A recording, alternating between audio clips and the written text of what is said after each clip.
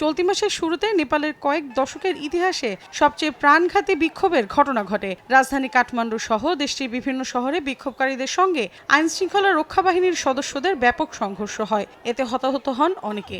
ভাঙচুর ও আগুন দেওয়া হয় পার্লামেন্ট ভবন, প্রধানমন্ত্রীর কার্যালয় সহ বিভিন্ন অবকাঠামোয়। দুর্নীতি বিরোধী এবং সামাজিক যোগাযোগ মাধ্যম নিষিদ্ধকরণকে ঘিরে সৃষ্ট এই বিক্ষোভের জেরে পদত্যাগ করেন তৎকালীন প্রধানমন্ত্রী কেপি শর্মা ওলি।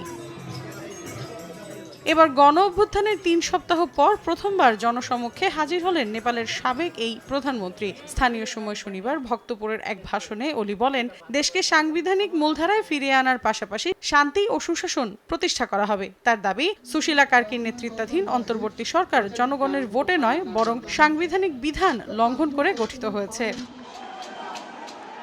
এদিকে জেনজির বিক্ষোভে গুলি চালানোর অভিযোগ উঠেছে নেপালের পুলিশের বিরুদ্ধে। তবে ওলির দাবি, সরকার গুলি চালানোর নির্দেশ দেয়নি। ডেন্টিস্টের পরামর্শ নাও নতুন কোলগেট অ্যাক্টিভ সল্ট। কারা স্বয়ংক্রিয় অস্ত্র ব্যবহার করেছে তা তদন্ত করে দেখতে হবে। পুলিশের কাছে ওই ধরনের অস্ত্র ছিল না বলেও দাবি করেন সাবেক প্রধানমন্ত্রী। এর আগে গত ৯ সেপ্টেম্বর প্রধানমন্ত্রীর পদ থেকে ইস্তফা দেওয়ার পর তাকে শেষবার সেনাবাহিনীর হেলিকপ্টারে উঠতে দেখা গিয়েছিল বলে জানায় বিভিন্ন গণমাধ্যম। অনেকেই ধারণা করেছিলেন তিনি দুবাই পালিয়ে গেছেন। তবে একই দিন সন্ধ্যায় সেনাবাহিনী স্পষ্ট করে জানান, তারা নেতা মন্ত্রীদের নিরাপত্তা নিশ্চিত করছে, কাউকে দেশ ছাড়তে সাহায্য করেনি। তবে এই ৩ সপ্তাহ তিনি কোথায় ছিলেন এই নিয়ে প্রশ্ন উঠছে বিভিন্ন মহলে। রাজনৈতিক বিশ্লেষকরা বলছেন, আগামী ৫ মার্চ দেশটির নির্বাচনকে সামনে রেখেই প্রকাশ্যে এসেছেন তিনি। মৌসুমী সাথী, সময় সংবাদ।